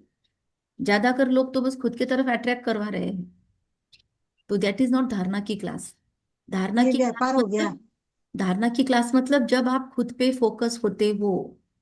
तो इसीलिए किसको कौन से इसमें भेजना है, ये पहले बहुत क्लियर इंस्ट्रक्शंस थे, दादी प्रकाश मणि के बहुत स्ट्रिक्ट रूल थे। लेकिन जब से दादी प्रकाश मणि गई तब से इन रूल्स को थोड़ा सा लाइट किया गया, और अब तो बहुत ही, क्या कहेंगे, अभी तो उस पे बात ना करना अच्छा है, हमारा पूरा सेशन चला जाएगा इसमें। चलो, हर एक अपने अपने लेवल पे समझे। तो बाबा कहते हैं अच्छा, एक नौकरी छूट दूसरी जाएगी, दूसरी मिलेगी। बच्चे दिल वाले होते हैं, जो होते हैं उनकी नौकरी आदि छूटती ही नहीं है। बाबा कहते हैं उनकी नौकरी नहीं छूट सकती है। खुद ही वंडर खाते हैं। बच्चियां कहती है हमारे पति की बुद्धि फेरो। हमने सोचा था जल्दी मुरली खत्म करेंगे और कुछ योग लेंगे, लेकिन बच गया हमारा इसी में डिस्कशन में। पर ऐसे डिस्कशन होने भी जरूरी है। चलो, खुद ही वंडर खाते हैं। बच्चियां कहती है हमारे पति की बुद्धि फेरो। बाबा कहते हैं मुझे मत कहो, तुम योग बल में रहकर बैठकर ज्ञान समझाओ। बाबा ने क्लियर बोल दिया, मैं बुद्धि की ताला फेरने वाला नहीं हूं, मेरे को मत बोलो, मुझे मत बोलो। स्पष्ट शब्द आ गया, मुझे मत कहो, तुम योग बल में रहकर बैठकर ज्ञान समझाओ, तुम्हारा कर्तव्य है। तुम्हारा पति है ना, तुम्हारा कर्तव्य है। तुम्हारे बच्चे हैं, तुम्हारा कर्तव्य है उनको लाना। क्लियर क्लियर बाबा ने आज बोल दिए। ये अंडरलाइन कर लो, बहुत अच्छा पॉइंट है दीदी, ये बिल्कुल अंडरलाइन। अंडरलाइन कर लो। ये इसका फोटो निकालो, 1 मिनट में अंडरलाइन करती हूँ। हम्म, ये क्लियर बोला बाबा ने, यहाँ से पॉइंट बहुत महत्वपूर्ण है। ये मुरली भी जेरोक्स करने लायक है। ये देखो, यस, सारी मुरलियां वैसी आ रही है। बच्चे दिल वाले जो होते हैं उनकी नौकरी कभी नहीं छूटती, खुद ही वंडर खाते हैं। बच्चियां कहती है हमारे पति की बुद्धि फेरो। बाबा कहते मुझे मत कहो, तुम योग बल में निकाल लिया स्क्रीनशॉट, तुम योग बल में रहकर फिर ज्ञान समझाओ। बाबा थोड़ी ही बाबा थोड़े ही बुद्धि को फेरेंगे, फिर तो सभी ऐसे धंधे करते रहेंगे। जो रस्म निकलती है उनको पकड़ लेते हैं। कोई गुरु से किसको डाल दिया फायदा मैंने। हुआ सुना तो बस उनके पिछाड़ी पड़ जाते हैं। मतलब वो गुरु लोग ऐसे सिर पे हाथ रख के ये कर देंगे, हीलिंग कर देंगे, फिर जाओ हीलर्स के पास, वहां तो पैसे देने पड़ेंगे। हीलिंग्स करो, हमसे भी बहुत बिके बोलते हैं हमको हीलिंग सीखना है, तो हमने बोला फिर पैसे लगेंगे, वो पेड सेशंस है। क्योंकि अगर आपको फ्री वाला ज्ञान नहीं पच रहा है तो पैसे देके सिखाना पड़ेगा। तो बाबा कहते हैं नई आत्मा आती है तो उनकी महिमा तो निकलेगी ना, फिर बहुत फॉलोअर्स बन पड़ते हैं। इसीलिए इन सब बातों को देखना नहीं है, तुमको देखना है अपने को। हम कहाँ तक पढ़ते हैं, यह तो बाबा डिटेल में जैसे डिटैचमेंट चिट चैट करते हैं, सॉरी, चिट चैट करते हैं। अभी जिन लोगों को अभी ये सारे पॉइंट सुनते हुए लगा कि ऐसे कैसे बच्चे आ रहे हैं, उनके लिए ये पॉइंट भी आ गई कि तुमको अपनी घोटनी है, तुमको देखना है अपने को। अभी भले ऐसे आएंगे, अभी तो बहुत मिलेंगे, क्योंकि अभी तो नए नए आत्माएं आएंगी, कमजोर आत्माएं आएगी। बाबा मिलन में भी आपको शिविर वाली आत्माएं मिल जाएगी। तो अपना मन खट्टा नहीं करना है, अपनी स्थिति और भी शक्तिशाली। अभी हमको बाबा मिलन में बाबा मिलन के लिए नहीं जाना है। अभी बाबा मिलन में जो नई आत्माएं आई है उनको हमारे जैसा कैसे अनुभव हो, उसके लिए वहां पे बैठ के आपको माहौल बनाने जाना है। अभी खुद लेने मत जाओ कोई भी क्लासेस में। अभी उन क्लासेस में जो नई आत्माएं आई है उनको एनर्जी कैसे मिले, उनको सामने बैठने दो। आप पीछे बैठ के बस प्रकाश देते जाओ। राइट, अभी हमारे लिए ये काम है। बाकी सिर्फ कह देना बाप को याद करो, यह तो घर में भी रह सकते हो, लेकिन ज्ञान का सागर है तो जरूर ज्ञान भी देंगे। जब सेंटरों के बड़े बड़े प्रोग्राम होते हैं तो तब हमको पब्लिक बोल के नहीं जाना है, तब हमको प्रकाश देने के लिए वहां पे जाके बैठना है। समझ रहा है? सेंटर पे अभी नए नए स्पीकर्स आ रहे हैं तो उनका सुनने के लिए, भोगने के लिए हमको नहीं जाना है। हमारा उस टाइम पे उस प्रोग्राम में जाने का कर्तव्य ये होना चाहिए कि जो नई आत्माओं की सेवा करनी है वो आत्माओं को अब इस प्रोग्राम में परमात्मा की अनुभूति कैसे हो। स्पीकर कोई भी हो, लेकिन उस आत्मा को मन की शांति, वो सुकून कैसे मिले ताकि वो इस संस्था से कनेक्ट हो, ताकि वो बाप से कनेक्ट हो, स्पीकर से नहीं। वरना लोग स्पीकर के फॉलोअर बनते हैं। अगर आपके सेंटर पे कोई प्रोग्राम हो रहा है और आप उसमें सेवाधारी हो और वो लोग स्पीकर से कनेक्ट हो रहे हैं, मतलब हमारी गलती है। हमने उनको प्रॉपर प्रकाश नहीं दी, हमने उनको, वो स्पीकर में क्यों अटक रहे हैं, क्योंकि हमने मेन स्पीकर से कनेक्ट नहीं करवाया उनको, हमारी गलती हुई फिर वो। इसके लिए हमारा कर्तव्य है सेवा के लिए लाए भी उनको सेंटर पे, और फिर जब वो बैठते हैं कोर्सेज के लिए तब उनको यहाँ से प्रकाश भी दे। डबल सेवा है हमारी अभी। ऐसे खुद को हल्के में मत लेना, बहुत बड़ी जिम्मेदारी पे है हम। बाबा कहते हैं ज्ञान का सागर है तो जरूर ज्ञान भी देंगे ना। यह है मुख्य बात, मन मना भव। साथ में सृष्टि के आदि मध्य अंत का राज भी समझाते हैं। तो अभी हम स्कूल में जा रहे हैं तो अभी हमको यही रियलाइज हो रहा है। अभी कंपलसरी हम स्कूल में जाके रिसेस का फटाफट अपना खत्म करके 15 मिनट बैठ के अब हमको वो स्कूल वालों, स्कूल के बच्चों को सकाश देना, ये फीलिंग हो रही है, क्योंकि बहुत कमजोर है बच्चे। तो बाबा कहते हैं बहुत जिम्मेदारियां हैं। चित्र में भी इस समय बहुत अच्छे अच्छे निकले हैं, उनका भी चित्र भी बहुत अच्छे अच्छे निकले हैं, अलग अलग क्वालिटी के चित्र बने हैं अभी। तो उनका भी अर्थ बाबा समझाते हैं। विष्णु की नाभि से ब्रह्मा को दिखाया, त्रिमूर्ति भी है, फिर विष्णु की नाभि से ब्रह्मा, या फिर क्या है। बाप बैठ समझाते हैं ये राइट है या रॉन्ग है। मनोमय चित्र भी ढेर बनाते हैं ना, कोई कोई शास्त्रों में चक्र भी दिखाया है। बाबा कहते हैं कि कोई ने कितनी आयु लिख दी है, सारे चित्र ही सही है ऐसा भी नहीं। कोई ने कितनी आयु बता दी है, अनेक मत है। शास्त्रों में हद की बातें लिख दी है, बाप बेहद की समझाते हैं।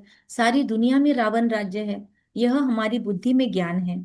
हम कैसे पतित बने, फिर पावन कैसे बनते हैं, फिर पीछे फिर और धर्म आते हैं। अनेक वैरायटी है, एक न मिले दूसरे से। एक जैसे फीचर वाले दो हो न सके, ये बना बनाया खेल है जो रिपीट होता रहता है। बाप बच्चों को बैठ समझाते हैं, टाइम थोड़ा होता जाता है, अपनी जांच करो, हम कहाँ तक खुशी में रहते हैं। हमको कोई विकर्म नहीं करना है। तूफान तो आएंगे, बाप समझाते बच्चे अंतर्मुख होकर अपना चार्ट रखो, तो भूले होती है उनका पश्चाताप कर सकेंगे। और अंडरलाइन पॉइंट है, देख लो सभी। एक मिनट, वो ऊपर से पॉइंट है, अब नीचे से पकड़ लिया हमने, ठीक है।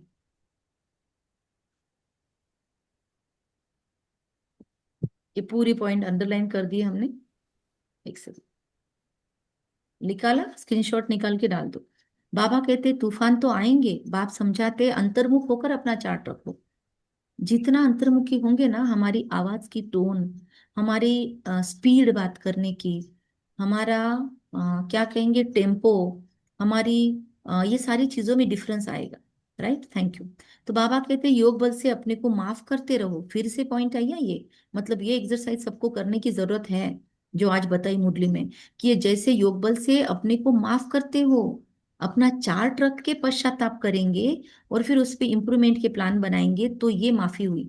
सिर्फ चार्ट लिखेंगे सॉरी सॉरी सॉरी और रोज वही सॉरी सॉरी, तो ये और ज्यादा गिल्ट और संस्कार पक्का होता है। तो ये हमने भी गलतियां बहुत की है, तो तभी हम आपको इतना बोल रहे हैं, ठीक है।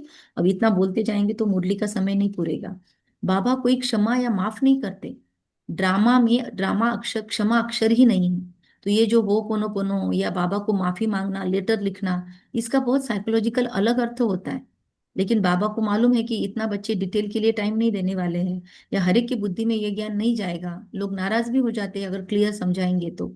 इसलिए बाबा सिंपल अक्षर यूज करता है कि चलो लेटर लिखो, उसका बहुत साइकोलॉजिकल इफेक्ट है। ड्रामा में क्षमा अक्षर ही नहीं, मतलब ये बहुत बड़ा राज खोल रहा है बाबा, जिसको समझा वो समझ लो, अभी इसके डिटेल में नहीं जा सकते। तुमको अपनी मेहनत करनी है, ड्रामा में क्षमा नहीं है, तुमको अपनी मेहनत करनी है।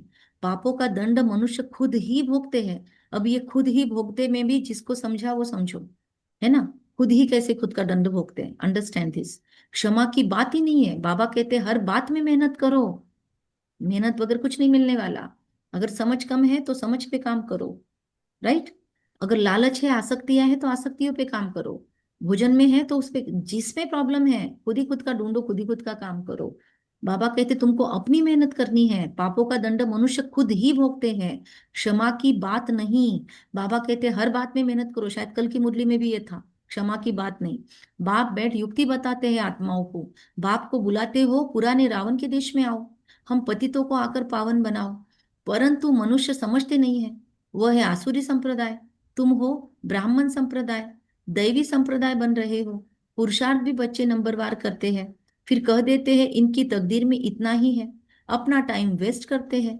जन्म जन्मांतर कल्प कल्पांतर ऊंच पद पा नहीं सकेंगे। अपने को घाटा नहीं डालना चाहिए, क्योंकि अभी जमा होता है फिर घाटे में चले जाते हो। रावण राज्य में कितना घाटा होता है। अच्छा, मीठे मीठे सिखिलदे बच्चों प्रति मात पिता बाप दादा का याद प्यार और गुड मॉर्निंग। रूहानी बाप की रूहानी बच्चों को नमस्ते। हम रूहानी सब बच्चों की रूहानी बच्चों की रूहानी रूहानी माता बाप पिता दादा की बाप माता दादा की गुड आपको याद मॉर्निंग प्यार, गुड और मॉर्निंग और नमस्ते। नमस्ते। मॉर्निंग और शुक्रिया नमस्ते। शुक्रिया बाबा, शुक्रिया बाबा, शुक्रिया बाबा, शुक्रिया आपका शुक्रिया। पचमा वाह पदम, ड्रामा वाह, शुक्रिया। वाह मेरा मुजाहिद, बाबा, श्रेष्ठ प्यारा श्रेष्ठ बाबा, श्रेष्ठ भाग्य मीठा वाह। बाबा, वाह बाबा, वाह वाह, मेरा वाह भाग्य, वाह। यस, अंतर्मुखी बन अपनी जांच करनी है। जो भी भूले होती है उनका दिल से पश्चाताप कर योग बल से खुद को माफ करना है, अपनी मेहनत करनी है। तो मैं थोड़ा मुरली फास्ट में लेती हूँ, क्योंकि ये योग, ये मुरली खत्म होने के बाद भले हम यहाँ पे बंद करेंगे, जिनको जिनको समय है सेंटर नहीं जाना है, तो वो लोग बैठ के आज ही है अभी एक्सरसाइज पूरी कर लेना खुद को माफ करने की, और इसको समझ लेना। अंतर्मुखी बन अपनी जांच करनी है, जो भी भूले होती है उनका दिल से पश्चाताप कर योग बल से माफ करना है, योग बल से माफ करना है, योग बल से। इस पे आप जितना करोगे प्रैक्टिस, आपके ताले खुलेंगे। और अगर किसी को कुछ नया मिला तो जरूर ग्रुप में डालना, ठीक है। आज पश्चाताप करके योग बल से माफ करना क्या होता है वो प्रैक्टिस करने की कोशिश करना। और आपको कुछ नई टेक्निक मिल गई कि अभी तक नहीं किया, तो आप वो ऑडियो डाल देना ग्रुप में, ठीक है। जरूरी नहीं, मतलब ये मत सोचना कि यार इन्होंने किया ही होगा, नहीं। बहुत बार हमारा शेयर किया हुआ दूसरों के फायदे के लिए होता है, मतलब फायदा करता है। हम तो आप लोगों के सबके मैसेज पढ़ते हैं और उसमें से बहुत कुछ नया मिलता है हमको। तो आप जरूर डाला करो, हेजिटेशन मत किया करो कि अरे ये सब बीके तो बैठे हैं, इनको मैं क्या सिखाऊं, मैं तो नया हूं, मैं तो पुराना हूं। नो, आपके अंदर जो भी आता है आप डालो, ठीक है। हर एक को यहाँ पे विशेषता है, बाबा के बच्चे ऐसे नहीं बने आप। तो अपनी मेहनत करनी है। बाप की जो राय मिलती है उस पर पूरा चलकर अपने ऊपर आप ही रहम करना है। साक्षी हो अपने व दूसरों के पुरुषार्थ को देखना है। पूरा आज मुरली, माय गॉड, पूरा इसी, साक्षी दृष्टा नहीं, अपने पे रहम करो। रहम तो है। माय गॉड, मुझे इतना अंदर से फील हो रहा है कि लोग पैसे ले लेके, आपको सच में बताती हूँ, 4 लाख फीस है ये होपोनोपोनो का। 4 लाख फीस लेकर लोग सिखा रहे हैं। ये बाबा कितना, मतलब क्या सिंपल कहें भाषा बाबा में। का, बाबा का टू मच धन्यवाद करना चाहिए। बस हमको समझने की जरूरत है। मतलब हमने भी ये सेशंस किए हैं बाहर कि लोग कैसे सिखाते हैं। लिटरली मैंने अभी तक 80-90 हजार डाले तब ये सारी हीलिंग मोरालिटी सीखी हूं मैं। और अभी भी लोग उसके ले ही रहे हैं सेशंस, तो मैं देख रही हूँ सारे सेशंस बाबा के इसमें हैं। फिर भी बाबा के बच्चे अगर नहीं समझे तो फिर हमको कोई हेल्प नहीं कर सकता। सोचो, बाहर इतने पैसे देके लोग सीख रहे हैं, बाबा हमको फ्री में सिखा रहा है, तो क्यों नहीं हम मुरलियों का चिंतन करें। फ्री में मिल रहा है सब कुछ। साक्षी हो अपने व दूसरों के पुरुषार्थ को देखना है। कभी भी अपने आप को घाटा नहीं डालना है। महीने के 6-6 हजार लेकर लोग आधा आधा घंटा रुकते हैं सेशंस में, जूम पे ज्वाइन करते हैं और ये सीखते हैं खुद को माफ करना। बाबा खुद सिखा रहा है आज। तो आज की मुरली तो कितनी फीस देनी चाहिए बाबा को, सोचो आप। वरदान, विश्व कल्याण की भावना द्वारा हर आत्मा की सेफ्टी के प्लान बनाने वाले सच्चे रहम दिल भव। वर्तमान समय कई आत्माएं अपने आप ही स्वयं के अकल्याण के निमित्त बन रही है। उनके लिए रहम दिल बन कोई प्लान बनाओ। अब क्या आज अगर का, अच्छा, कल के होमवर्क को किसने किसने किया, किसी ने नहीं डाला। मुरली चिंतन ग्रुप में हम वेट कर रहे थे कल तो बहुत। मैंने नहीं डाला। हाँ लेकिन कल घर में गेस्ट आए थे हाँ लेकिन आपने तो अकेले ने इसमें जिम्मेदारी नहीं ली है ना। यहाँ पे 20-20-25 लोग ज्वाइन करते हैं, तो क्या और किसी की जिम्मेदारी नहीं बनती है कि होमवर्क डाले वो ग्रुप में, दूसरों को मोटिवेट करे। हम कितनी बार आपको बोले, अभी तो हमको शर्म आ रही है कि हम कितनी बार बोले आपको कि आप चिंतन में डालो, आप अपना डालो। सॉरी, अभी मुझे लगता है हमारी गलती हो रही है। किसी को नहीं डालना है तो हम पीछे न पड़े, ठीक है। तो बाबा ने कहा विश्व कल्याण की भावना द्वारा हर आत्मा की सेफ्टी का प्लान बनाने वाले सच्चे रहमदिल भव। बस रहमदिल बन के अभी बैठना है, कोई अपेक्षा नहीं। ठीक है, वीडियो ऑन नहीं करते ना सही, ऑडियो ऑन कर नहीं करते ना सही, या फिर अपने चिंतन नहीं शेयर करते ना सही, भट्टियों में नहीं आते हैं ना सही। ठीक है, बस रहमदिल बनो। बाबा कहते हैं अपने उनके लिए रहमदिल बन कोई प्लान बनाओ कि खुद का कल्याण हम कैसे करते हैं, इसकी लिस्ट बनाना। खुद अगर समझे पुरुषार्थ करना है तो खुद के कल्याण में कहाँ कहाँ करती हूँ उसकी लिस्ट बनाए और खुद पर रहमदिल बने कि इस बेरहमी के लिए मैं कैसे खुद को रहमदिल बनकर खत्म करूँ इस प्रॉब्लम को। किसी भी आत्मा के पार्ट को देखकर स्वयं हलचल में नहीं आओ, राइट, लेकिन उनकी सेफ्टी का साधन सोचो। अभी हमको बैठ के सकाश देनी पड़ेगी कि ये ग्रुप एक्टिव कैसे हो, ये ग्रुप आत्मचिंतक कैसे बने, राइट। अब हमको हलचल में नहीं आना है, हमारे लिए है ये वरदान। ऐसे नहीं कि यह तो होता रहता है, झाड़ को झड़ना ही है ना। आए हुए विघ्नों को खत्म करो। विश्व कल्याणकारी व विघ्न विनाशक का जो टाइटल है उस प्रमाण संकल्प वाणी कर्म में रहमदिल बन वायुमंडल को चेंज करने में सहयोगी बनो। Thank you Baba, thank you, बहुत अच्छा सॉल्यूशन दिया बाबा ने आज। कर्मयोगी वही बन सकता है जो बुद्धि पर अटेंशन का पहरा दे। अव्यक्त इशारा, संकल्पों की शक्ति जमा कर श्रेष्ठ सेवा के निमित्त बनो। लास्ट में फाइनल पेपर का क्वेश्चन होगा, सेकंड में फुल स्टॉप, इसमें ही नंबर मिलेंगे। सेकंड में ज्यादा हो गया तो फेल हो जाएंगे। सेकंड से ज्यादा भी नहीं लगना चाहिए, बहुत अभी दिल्ली दूर है हमारी, है ना। सेकंड में फुल स्टॉप लगता है अभी, बाबा कहते हैं अदरवाइज फेल हो जाएंगे 1 सेकंड से ज्यादा भी लगा तो। एक बाप और मैं, तीसरी कोई बात ना आए। ऐसे नहीं यह कर लूं, यह देख लूं, यह हुआ नहीं हुआ, यह क्यों हुआ, यह क्या हुआ, सारे वाई के क्वेश्चन, सारे व्हाट के क्वेश्चन, सारी प्रश्न। क्यूरियसिटीज, अब फुल स्टॉप। बाबा कहते हैं ऐसा कोई भी संकल्प आया तो फाइनल पेपर में पास नहीं होंगे। अच्छा, ओम शांति। 1 मिनट पूरी मुरली को पचाने की कोशिश करेंगे। कम बोलेंगे, धीरे बोलेंगे, मीठा, सत्य, सोच समझ कर बोलेंगे, निमित्त भाव, निर्माण भाव, निर्मल वाणी रखेंगे। संकल्पों की शक्तियों को जमा कर श्रेष्ठ सेवा के निमित्त बनेंगे। आपकी ये लाइन ये ग्रुप में डालना। ओम शांति। क्या बोला आपने? आपकी ये लाइन ये ग्रुप में डालना। कौन सी? यही सत्य बोलेंगे, सच बोलेंगे, मीठा अच्छा बोलेंगे। अच्छा, कोई भी डाल देगा एक।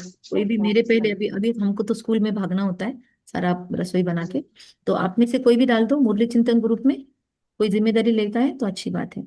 अभी हम पोस्ट भी थोड़ा सा लेट कर सकते हैं क्योंकि इसके बाद वो कन्वर्ट होता है